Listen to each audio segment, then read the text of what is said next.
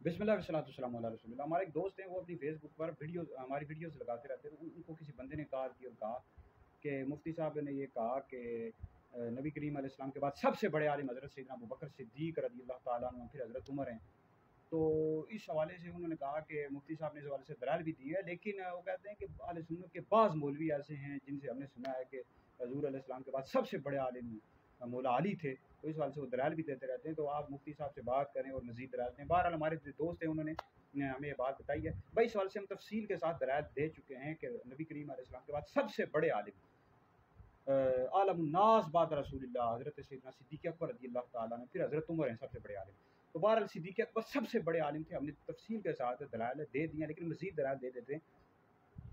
तो इस हवाले से जी एक हदीस मैंने तलाश किया, बुखारी में भी हदीस मौजूद है, मुस्लिम शरीफ में भी हदीस मौजूद है कि नबी करीम अलैहिस्सलाम का जब इंतकाल हुआ, ज़ाहिरी तौर पर आपने इस दुनिया से पर्दा फरमाया, तो उस वक्त कुछ लोग ऐसे थे जिन्होंने ज़कात देने से इनकार कर, मुनकरीन ज़कात थे। तो अमीरुल मोमिनीन खलीफा बल अफजलुल खल्क बाद रसूल हज़रत सैयदना अबू बकर सिद्दीक़ रज़ियल्लाहु ताला अन्हु ने इरशाद फरमाया कि वल्लाहि ला उक़ातिलन्ना मन फ़र्रक़ बैन सलात व ज़कात, अल्लाह की कसम कि जिसने भी फ़र्क किया ज़कात के दरमियान नमाज के दरमियान, उनसे क़िताल करूँगा।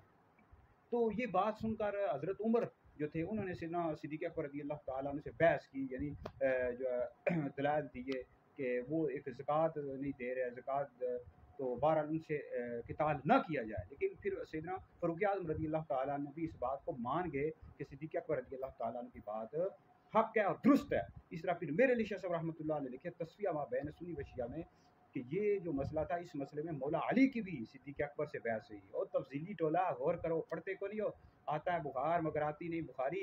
मौला अली की भी बहस हुई, जिनके हवाले से कहते हैं हज़ूर के बाद सबसे बड़े आलिम मौला अली हैं, उनकी बहस हुई।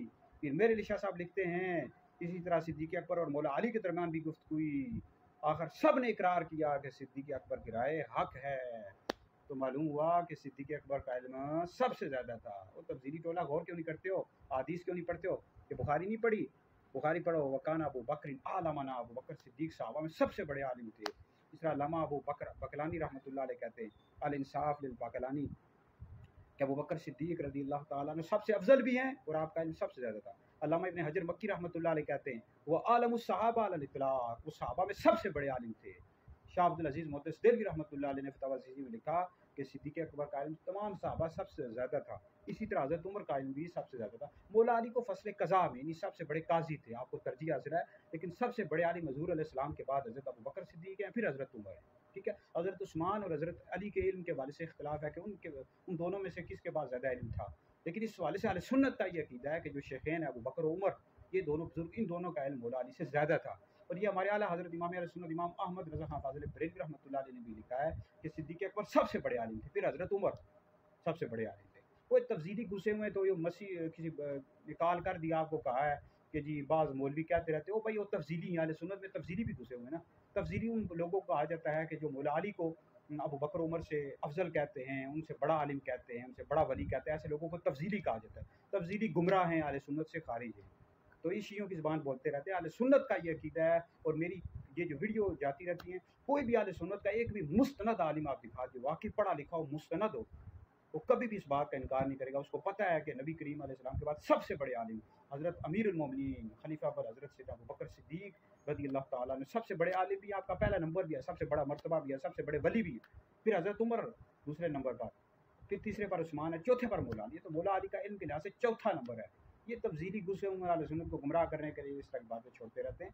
तो इनकी बातों पर हरगिज़ भी तवज्जो न करें। मज़ीद इंशाल्लाह आपका कोई भी सवाल हो आप कर सकते हैं कमेंट्स में, इंशाल्लाह हम जवाब देंगे। मज़ीद इस सवाल से हम मसला अफ़ज़लियत को तफ़सील के साथ किस्तवार दलाल के साथ वाज़ेह करें, इंशाल्लाह मज़ीद भी वाज़ेह करता रहूँगा। तो कोई भी सवाल हो आप नीचे कमेंट्स में कर सकते हैं।